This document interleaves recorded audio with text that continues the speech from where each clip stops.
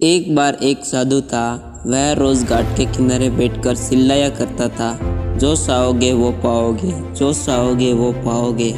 बहुत से लोग वहां से गुजर रहे थे, पर कोई भी उसकी बात पर ध्यान नहीं दे रहा था। सब उसे एक पागल आदमी समझते थे। एक दिन एक युवक वहां से गुजर रहा था। उसे साधु की आवाज़ सुनाई दी, जो चाहोगे वो पाओगे, जो चाहोगे वो पाओगे। यह आवाज़ सुनकर वह साधु के पास चला गया। उसने साधु से पूछा, महाराज आप बोल रहे थे कि जो चाहोगे वो पाओगे, क्या तुम मुझको वो दे सकते हो जो मैं चाहता हूँ? साधु उसकी बात को सुनकर बोला, हाँ बेटा, तुम जो कुछ भी चाहते हो मैं उसे ज़रूर दूंगा, बस तुम मेरी बात माननी होगी। लेकिन पहले ये तो बताओ कि तुम आखिर चाहते क्या हो? युवक बोला, मेरी एक ही ख्वाहिश है, मैं हीरो का बहुत बड़ा व्यापारी बनना चाहता हूँ। साधु बोला, कोई बात नहीं, मैं तुम्हें एक हीरा और एक मोती देता हूँ। तुम जितने भी हीरे मोती बनाना चाहोगे बना पाओगे।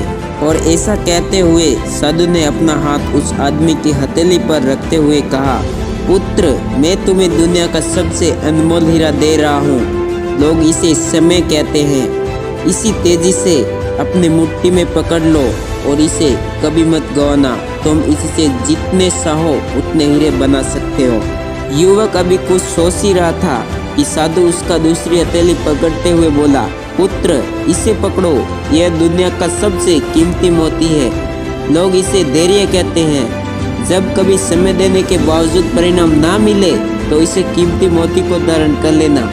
याद रखना, जिसके पास यह मोती है वह दुनिया में कुछ भी प्राप्त कर सकता है। गंभीरता से साधु की बातों पर विचार करता है और निश्चय करता है कि आज से वह कभी अपना समय बर्बाद नहीं करेगा और हमेशा धैर्य से काम करेगा। और ऐसा सोचकर वह हीरो के एक बहुत बड़े व्यापारी के यहाँ काम शुरू करता है और वह एक अपनी मेहनत ईमानदारी के बल पर एक दिन हीरो का बहुत बड़ा व्यापारी बनता है।